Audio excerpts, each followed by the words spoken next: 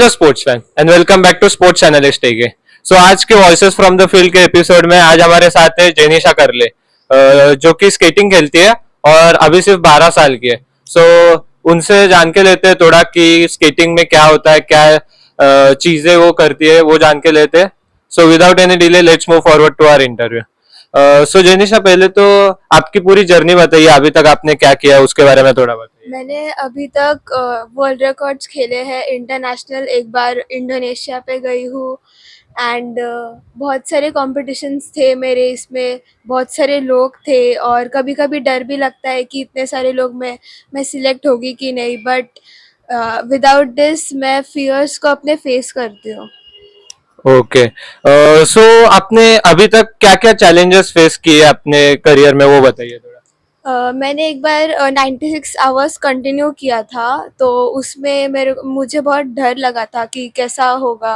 तो उसके लिए मैंने बिना डरते हुए मैंने प्रैक्टिस की, और प्रैक्टिस मेक्स मैन परफेक्ट। तो मैंने 1 महीना प्रैक्टिस किया और उसके रिजल्ट में मेरे को बहुत अच्छा रिजल्ट मिला उसका। 96 आवर्स कंटिन्यू किया and it was very nice. So जैसा कि अभी आपने कहा कि आपने 96 आवर्स कंटिन्यूस स्केटिंग किया था, तो उसमें कैसा एक्सपीरियंस था आपका, उसके बारे में थोड़ा बताइए। वहाँ पे हम लोग कर्नाटका में थे और it was a very hard time, क्योंकि अगर आप अपने स्टेट को छोड़ के अगर आप दूसरे स्टेट में जाते हो तो आपको पता नहीं रहता है वहाँ का। तो हम लोग और हमारे कोच हम लोग वहाँ पे ढूंढ रहे थे। It was a very hard time. और वहाँ पे जाने के बाद वहाँ के लोग बहुत अच्छे हैं, वो हमें हेल्प करते हैं। And we our team was well known there, कि हमारे टीम का अगर नाम बताए ना वहाँ पे तो सब लोग जानते हैं कर्नाटका में कि this is from Surat skating academy. Okay. So Suraj skating academy, तो उधर जो कोच थे आपके, उन्होंने कैसा हेल्प किया आपको आपके करियर में ग्रो होने के लिए? उनका लाइक सबसे बड़ा हैंड है मेरे करियर में, because they are the one who supported me a lot. उन्होंने लाइक मुझे मेंटली भी सपोर्ट किया और फिजिकली वो मुझे बताता है कि फिजिकली मुझे क्या करना चाहिए, exercises and everything, what should I eat and anything like. Okay. So अभी आप 12 साल के हो, सो अभी भी आप स्कूल में जाते हो। सो स्कूल और स्केटिंग, आप इंटरनेशनल भी जाते हो खेलने, सो इतना सब कुछ कैसे मैनेज कर सकते हो ये एज में? मैं स्कूल से आती हूँ 1 बजे, फिर 1 बजे से मैं पूरा दोपहर तक मेरा पढ़ाई रहता है, मेरा सब कुछ। मैं सोती भी हूँ और फिर शाम को मेरा स्केटिंग रहता है, और हफ्ते में सिर्फ 3 बार रहता है, तो मैं मैनेज कर लेती हूँ। ओके। और स्कूल ने कुछ हेल्प किया कि लाइक कभी एग्जाम थी और कंपटीशन भी था सेम वक्त पे, तो कभी स्कूल ने उस वक्त कैसे रिएक्ट किया था आपके, वो बताइए। लास्ट ईयर इन 2024 मेरा इंटरनेशनल था इंडोनेशिया का। तो तब my coordinator Anjali Deshpande ma'am, she is very sweet. I just requested her for the leave and she just accepted the leave, and there was ongoing exams a semester. She just accepted it. She is very nice. Okay. और अभी इतने सारे awards आपने जीत ली है इतने कम उम्र में, सो बहुत प्राउड फील होता होगा। तो क्या फीलिंग रहता है जब भी आप इतने बड़े इंटरनेशनल स्टेज पे जाके जब भी मेडल जीतते हो, ट्रॉफी जीतते हो, तो क्या फीलिंग आता है आप में, एक वो बताइए थोड़ा। एकदम ऐसे प्राउड फील होता है। बहुत प्राउड फील होता है कि मैं अपने मम्मी पापा के लिए कुछ कर पा रही हूँ इतने कम उम्र में। और मेरे मम्मी पापा भी सबको प्राउडली बता सकते हैं कि my daughter is something in this age. And even in school I am not even just a name, I am an identity like Janisha करले, everyone knows this name. Okay. So basically sports के वजह से आपको सब पहचानते हैं, तो वो बहुत ही प्राउड मोमेंट होता है सबके लिए, क्योंकि मैं भी स्पोर्ट्स खेलता था कुछ समय तक। सो डेफिनेटली वो तो बहुत प्राउड मोमेंट है। पेरेंट्स ने कैसे आपको सपोर्ट किया था ये जर्नी में अभी तक के? पेरेंट्स लाइक वो हमें मुझे हर बार सपोर्ट अच्छा देते हैं कि लाइक आपको ऐसा करना चाहिए। They tell me every time what should I do and what should I not do. And या ओके। और आपने जैसा कहा कि ट्रेनिंग 3 दिन रहता है हफ्ते में सिर्फ, सो ट्रेनिंग रूटीन क्या रहता है आपका, कितने घंटे की प्रैक्टिस रहती है और क्या क्या आपकी कोच आपसे करवाती है प्रैक्टिस में? मेरा 1.5 आवर प्रैक्टिस रहता है, और इसमें से हाफ आवर मेरा वार्म अप रहता है। वार्म अप में हम lunges and specially leg exercise ज़्यादा करते हैं, एंड ऊपर की बॉडी उसमें ज़रा सा कम ध्यान देता है, but legs the special ones, they should we should give special attention to them. Okay. और आप बहुत इंटरनेशनल गए हो, इंडोनेशिया गए हो और भी बहुत सारे कंट्रीज गए हो। सो उधर खेलते वक्त बहुत प्रेशर आता होगा, थोड़ी घबराहट महसूस होती होगी, तो उससे कैसे डील करते थे आप मेंटली? लाइक जब भी हम रिंक पे होते हैं तो जो स्टार्टिंग लाइन होती है ना, वहाँ पे थोड़ी सी घबराहट होती है कि क्या होगा, क्योंकि हम उन प्रोफेशनल स्केटर्स के साथ पहली बार खेल रहे हैं। सो स्टार्टिंग लाइन पे ज़रा सा घबराहट होती है, पर जब हम स्टार्ट करते हैं तो 1 सेकेंड में आपको पता चल जाता है कि उनकी स्पीड कैसी है। तो आप उतना फर्स्ट टर्न तक आप कैचअप कर लेते हो कि आपको कैसा करना है, और आपको अंदर से जाना रहता है। ओके।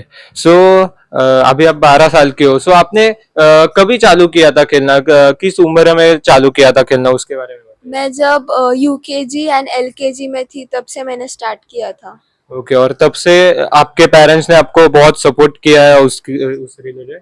हाँ, और स्केटिंग के बारे में मेरे पेरेंट्स ने मुझे बहुत सपोर्ट किया। माय पेरेंट्स यूज्ड टू से लाइक अगर स्टडीज़ में अगर थोड़े से मार्क्स कम आ जाए तो इट इज़ ओके, पर अगर स्पोर्ट्स में आप मैं इतनी अच्छी हूँ तो स्पोर्ट्स में मेरा ध्यान ना ऐसे अलग हो जाए, इसलिए स्पोर्ट्स में मेरे पेरेंट्स ने मुझे बहुत सपोर्ट किया।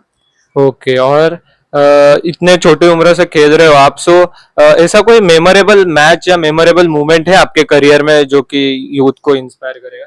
हाँ, एक है, नेशनल्स जब थे मेरे तो नेशनल्स इसमें क्या होता है कि आपको इंटरनेशनल के लिए अगर सिलेक्ट होना है so you should be qualified from the nationals. तो नेशनल्स मेरा था खोपोली में, and from our class there was finest students from our class. और वहाँ पे मतलब आपको जाना रहता है, और वहाँ पे बहुत सारे स्टेट्स के जो स्टूडेंट्स रहते हैं वहाँ पे आते हैं। और मैंने जैसे पहले भी बोला, स्टार्टिंग लाइन पे ही डर लगता है, फिर बाद में आपको पता चलता है। तो जैसा कि आपने कहा कि आपने अलग अलग अपोनेंट्स को फेस किया है अभी तक, और आपने कहा कि स्टार्टिंग लाइन तक आपको पता नहीं रहता कि किसकी स्पीड कितनी रहेगी। सो वो कैसे एनालाइज करते हो आपकी, अभी चालू हुआ है गेम और उसकी स्पीड एनालाइज हो गई है, तो उस रिलेटेड कुछ आप गेम प्लान बनाते हो आगे की, कैसा रहता है उसके बारे में बताइए। तो स्टार्टिंग में ना आपकी एक पोज रहनी चाहिए, जो आपका जो लेफ्ट साइड है वो आगे रहना चाहिए, राइट साइड पीछे रहना चाहिए। तो जब भी आप स्टार्ट करते हो तो लेफ्ट लेग आपको पहला डालना होता है, फिर राइट लेग डालना होता है। और स्टार्टिंग आपको इतनी फास्ट लेनी होती है ना कि आपको आगे कोई दिखना नहीं चाहिए, सब लोग आपके पीछे होने चाहिए। सो अगर वैसी स्टार्टिंग हो तो आप टर्निंग लेते वक्त आपको समझ जाता है कि बाकियों के जो स्टेप्स, जो साउंड होता है, उससे आपको समझ में आता है कि आपको कैसे जाना है आगे। सो अभी जो आगे आने वाले प्लेयर्स है जिनको स्केटिंग खेलना है, जिनको स्केटिंग में ग्रो करना है, सो उनके लिए क्या मैसेज देना चाहोगे आप? मैंने भी बहुत सारे गेम्स खेले हैं बचपन से। तो बचपन में मुझे ऐसा लगता था कि मुझे ये गेम नहीं खेलना चाहिए, but my parents told me to do it, and it was a nice decision of my parents. तो नाउ मुझे ऐसा लग रहा है, अभी मुझे ऐसा लग रहा है कि पेरेंट्स ने अच्छा डिसीजन लिया मुझे फोर्स करके पहले, कि मुझे करना चाहिए।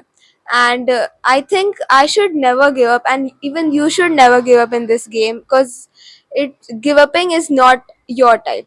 सो आप बड़े टूर्नामेंट में जब भी जाते हो, सो आप जीतते हो, तो अभी हम लोग ने क्रिकेट में देखा है कि वो लोग कैसा सेलिब्रेट करते हैं, थोड़ा एग्रेसिव रहते हैं, तो स्केटिंग में कैसे रहती है आपकी विक्ट्री सेलिब्रेशन? स्केटिंग में मैं ज़्यादा पार्टीज प्रेफर नहीं करती। मैं अपने लव्ड वंस को मेरी सक्सेस के बारे में बताती हूँ, और मैं मेरी इंस्टा स्टोरी पे डालती हूँ। एंड मैं थोड़ा सा खुद को रिवॉर्ड देती हूँ, खुद को अच्छा लगने के लिए मैं खुद के लिए लाइक ऐसा स्मॉल पार्टीज ऐसा अरेंज करती हूँ, but not even a big party, because not I am not an adult right now. So आपका कुछ फ्यूचर गोल या फ्यूचर एम है स्केटिंग में?